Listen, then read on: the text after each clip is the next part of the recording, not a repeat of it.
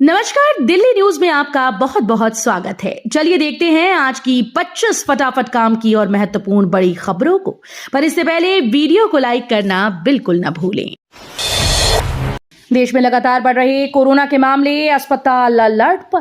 देश में एक बार फिर से कोरोना संक्रमण के मामले सामने आते जा रहे हैं। केरल से लेकर मुंबई और दिल्ली तक बड़ी संख्या में कोरोना संक्रमित मिल चुके हैं। इसे लेकर सरकार ने सभी राज्यों और केंद्र शासित प्रदेशों के अस्पतालों को अलर्ट पर रहने के निर्देश दिए।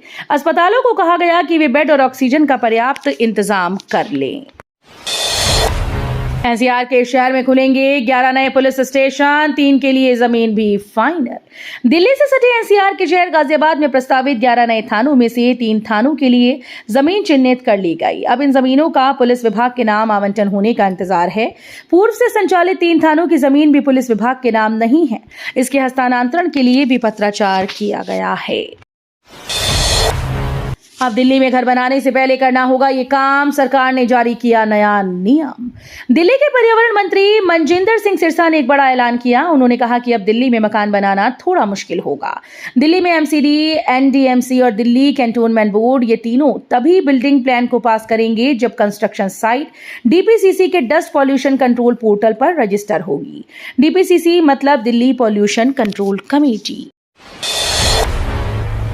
कर्मचारी भविष्य निधि के खाते में जमा राशि पर 8.25% ब्याज की दर बरकरार, सरकार ने लगाई मुहर। वित्त वर्ष 2024-25 के लिए पीएफ खाते में जमा राशि पर मिलने वाला ब्याज दर 8.25% बरकरार रखने के ईपीएफओ के फैसले को केंद्र सरकार ने मंजूरी दे दी है। इससे पहले कर्मचारी भविष्य निधि संगठन के सेंट्रल बोर्ड ऑफ ट्रस्टी ने 28 फरवरी को मीटिंग में ब्याज दर को 8.25% बरकरार रखने का फैसला किया था। दिल्ली से गिरफ्तार जासूस हारून को लेकर बड़ा खुलासा, पाकिस्तान से कनेक्शन आया सामने। पाकिस्तान के लिए जासूसी करने के शक में यूपी एटीएस ने सीलमपुर में रहने वाले मोहम्मद हारून को गिरफ्तार किया। ये दोहरी जिंदगी जी रहा था। 3 बच्चों के पिता हारून ने घर वालों को बिना बताए पाकिस्तान जाकर अपनी बुआ की तलाकशुदा बेटी से दूसरा निकाह कर लिया था। उसके इस निकाह का राज घर वालों के सामने तब खुला जब वो वर्ष 2022 के बाद फिर से पाकिस्तान जाने की जिद करने लगा। दूसरी पत्नी की सच्चाई सामने आने के बाद पहली पत्नी ने इससे दूरियां बना ली। दिल्ली में 11 मिनी सचिवालय बनाने की तैयारी, सभी डीएम से जगह तलाशने को कहा गया। दिल्ली सरकार राजधानी के सभी 11 राजस्व जिलों में मिनी सचिवालय की योजना बना रही है। इसका उद्देश्य कई विभाग जैसे दिल्ली नगर निगम, दिल्ली जल बोर्ड, राजस्व विभाग और सामाजिक कल्याण को एक ही छत के नीचे लाना है। इससे लोगों को अपने काम करवाने में सहूलियत होगी। जिला मजिस्ट्रेट को इन मिनी सचिवालयों के लिए जिले के भीतर जगह की पहचान करने के लिए कहा गया है। पीएम मोदी का मिशन विकसित भारत, नीति आयोग की बैठक में राज्यों को मिला नया टास्क। नीति आयोग की 10वीं शासी परिषद की बैठक में पीएम मोदी ने मिशन विकसित भारत के लक्ष्य को दोहराया और इसको पूरा करने के लिए राज्यों को मिलकर काम करने की सलाह दी। मोदी ने कहा कि विकसित भारत हर भारतीय का लक्ष्य है। जब हर राज्य विकसित होगा तो भारत विकसित होगा। ये इसके 140 करोड़ नागरिकों की आकांक्षा है। नीति आयोग के शीर्ष निकाय शासी परिषद में सभी राज्यों के मुख्यमंत्री, केंद्र शासित प्रदेशों के उपराज्यपाल और कई केंद्रीय मंत्री शामिल हैं। सीटेट जुलाई नोटिफिकेशन और आवेदन का देखें पूरा शेड्यूल। अगर आप भी केंद्रीय शिक्षक पात्रता परीक्षा का इंतजार कर रहे हैं, उन सभी उम्मीदवारों के लिए काफी अपडेट है। अपने पूरे दस्तावेज जरूर तैयार रखें क्योंकि सीटेट की ऑफिशियल वेबसाइट पर कभी भी सीटेट के नोटिफिकेशन को जारी किया जा सकता है। उन सभी उम्मीदवारों के लिए काफी महत्वपूर्ण अपडेट है, वो अपने पूरे दस्तावेज जरूर तैयार करके रखें।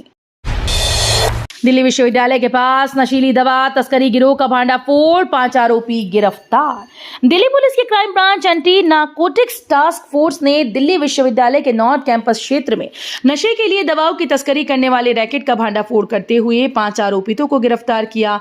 आरोपितों के पास से 2360 ट्रामाडोल कैप्सूल व 135 कोडीन आधारित सिरप की बोतल भी बरामद की। बाबा वेंगा की डरावनी भविष्यवाणी, साल 2025 में होगा कुछ ऐसा, मानव सभ्यता का शुरू हो जाएगा अंत। भविष्य जानने की चाहत हर किसी में होती है। लोग जानना चाहते हैं कि आखिर आने वाले समय में क्या होने वाला है। भविष्यवाणी करने वाले लोग पूरी दुनिया में प्रसिद्ध होते हैं। बुल्गारिया की भविष्यवक्ता बाबा वेंगा की भविष्यवाणियों को एक बार फिर से चर्चा है। उन्होंने दुनिया को लेकर कई भविष्यवाणियां की, इनमें कई बेहद डराने वाली हैं।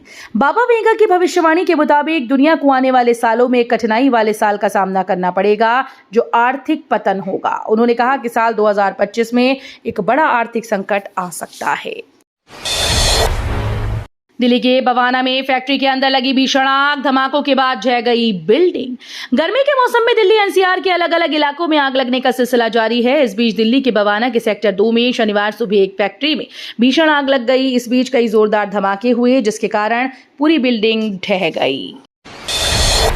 दिल्ली में हर 5 किलोमीटर पर होगा ईवी चार्जिंग स्टेशन, सरकार की ओर से ऐसी है तैयारी। दिल्ली सरकार जल्दी ही नई इलेक्ट्रिक वाहन नीति लाने वाली है। ये नीति शहर में चार्जिंग की सुविधा को बेहतर बनाएगी, इससे नौकरियां भी बढ़ेंगी और लोग जल्दी से इलेक्ट्रिक वाहनों को अपनाएंगे। परिवहन विभाग के सूत्रों का कहना है कि नई नीति में हर 5 किलोमीटर पर कम दाम वाले और तेजी से चार्ज करने वाले ईवी चार्जिंग स्टेशन बनाने का लक्ष्य रखा जाएगा। दिल्ली के स्कूल्स में नई शिक्षा नीति लागू, इन कामों में हुनरमंद होंगे छात्र। राष्ट्रीय शिक्षा नीति 2020 के तहत दिल्ली सरकार ने अपने स्कूल्स में 6ठी से 8वीं कक्षा तक के विद्यार्थियों के लिए प्री वोकेशनल एजुकेशन कार्यक्रम शुरू करने की घोषणा की। शैक्षणिक सत्र 2025-26 से लागू होने वाले इस कार्यक्रम के तहत 6ठी कक्षा में कौशल बोध नामक नया विषय शुरू किया जाएगा। सभी किसानों के लिए खुशखबरी, 20वीं किश्त के 4,000 रुपए इस दिन होंगे जारी। प्रधानमंत्री किसान सम्मान निधि योजना देश के करोड़ों किसानों के लिए एक बड़ा सहारा बनी है। इस योजना के तहत छोटे और सीमांत किसानों को हर साल 6,000 रुपए की आर्थिक मदद दी जाती है, जो 3 किश्तों में उनके बैंक खातों में भेजी जाती है। अब खबर है कि 20वीं किश्त जल्द ही किसानों के खाते में आने वाली है। जुलाई में यूएनएससी का अध्यक्ष बनेगा पाकिस्तान, भारत के लिए खड़ी कर सकता है मुसीबतें। पाकिस्तान जुलाई 2025 में संयुक्त राष्ट्र सुरक्षा परिषद की अध्यक्षता करेगा। सूत्रों के हवाले से इसकी जानकारी मिली है।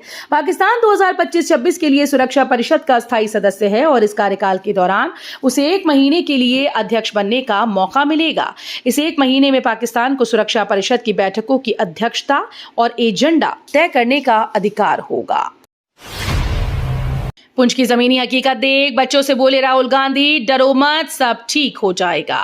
संसद में विपक्ष के नेता और कांग्रेस सांसद राहुल गांधी ने शनिवार को जम्मू कश्मीर का दौरा किया। वे पुंछ और श्रीनगर में पाकिस्तानी गोलाबारी में घायलों और पीड़ित परिवारों से मिले। पुंछ में राहुल गांधी ने एक स्कूल का दौरा किया और पाकिस्तान की सीमा पार से हो रही गोलीबारी से प्रभावित छात्रों से बातचीत की। उन्होंने कहा कि आपने थोड़ा खतरा और थोड़ी भयावह स्थिति देखी है, लेकिन चिंता ना करें, सब कुछ सामान्य हो जाएगा। दुनिया भर में डाउन हो गई माइक्रो ब्लॉगिंग साइट एक्स की सर्विस, यूजर्स को हो रही परेशानी।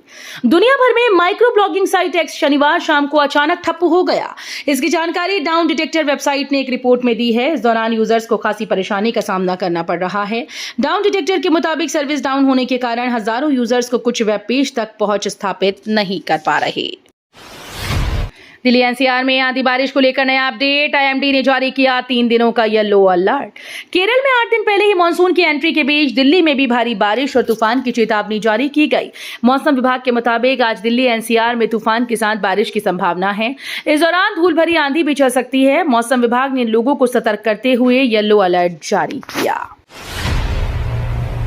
पाकिस्तान बॉर्डर पर इजराइल जैसी दीवार बनाएगा मुस्लिम देश। पाकिस्तान की हालत इन दिनों उस बेचारे जैसी हो गई है जो चारों तरफ से मुसीबतों में घिरा हो और निकलने का कोई रास्ता ना हो। हर पड़ोसी देश के साथ उसका पंगा बढ़ता जा रहा है और हर कोई उसे सबक सिखाने के मूड में है। भारत के साथ तो सिंधु जल संधि का झगड़ा पुराना है, लेकिन अब यह विवाद इतना गहरा गया कि बात युद्ध तक पहुंच रही है। इस बीच ईरान भी अब पाकिस्तान से तंग आ चुका है। उसने अपनी सीमा पर 4 मीटर ऊंची दीवार बनानी शुरू कर दी ताकि आतंकियों और तस्करों को रोका जा सके। बांग्लादेश में अंतरिम सरकार के प्रमुख बने रहेंगे यूनुस। सेना से मतभेद पर जताई थी इस्तीफे की इच्छा। बांग्लादेश के अंतरिम सरकार के प्रमुख मोहम्मद यूनुस अपने पद पर बने रहेंगे। ये जानकारी शनिवार को उनके कैबिनेट के एक वरिष्ठ सलाहकार वाहिदुद्दीन महमूद ने दी। ये बयान ऐसे समय में सामने आया जब यूनुस के इस्तीफे की अटकलें 2 दिन पहले सामने आई थीं। यूनुस ने कथित तौर पर कहा था कि मौजूदा हालात में काम करना मुश्किल हो गया है। अब दूर से ही नजर आएंगी डीटीटी की बसेस। दिल्ली में चलने वाली डेली बसेस में बड़ा बदलाव। दिल्ली में सड़कों पर दौड़ने लगी दिल्ली इलेक्ट्रिकल व्हीकल इंटरकनेक्टर बसेस का रंग बदलेगा। फिलहाल ये ई बसेस एक ही रंग की हैं। अब ये बसेस 3 रंगों में नजर आएंगी। इन बसेस को गहरे नारंगी, पीले और हरे रंग में रंगा जाएगा। एक सरकारी अधिकारी ने बताया कि इन रंगों के बाद ये बसेस दूर से ही नजर आएंगी और लोगों को इसका फायदा मिलेगा। दिल्ली में IGI एयरपोर्ट के पास गरजा बुलडोजर, जमीन को कराया कब्जा मुक्त।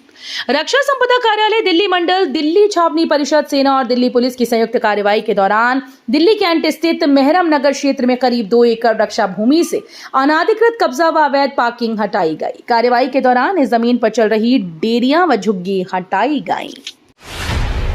कीव पर हमले के बीच रूस यूक्रेन ने की कैदियों की अदला बदली, दोनों देशों से 307 सैनिक रिहा।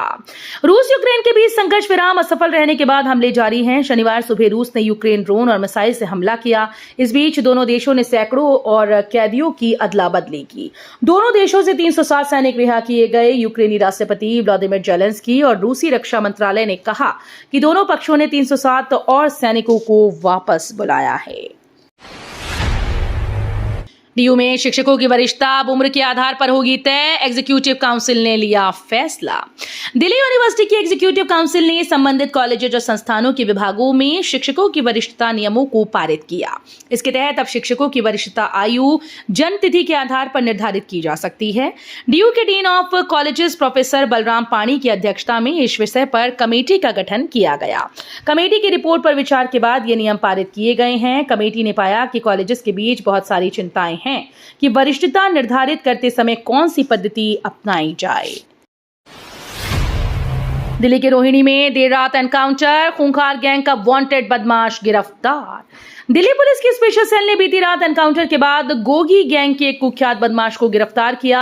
आरोपी विकास उर्फ साका के पास से 32 बोर की सेमी ऑटोमेटिक पिस्टल, 3 कारतूस और एक बाइक भी बरामद हुई। स्पेशल सेल ने आरोपी के खिलाफ हत्या के प्रयास, आर्म्स एक्ट समेत संबंधित धाराओं में केस दर्ज किया। तो ये थी आज की बड़ी खबरें। रोजाना ऐसे ही सबसे पहले अपडेट पाने के लिए चैनल को सब्सक्राइब करना बिल्कुल न भूलें। धन्यवाद।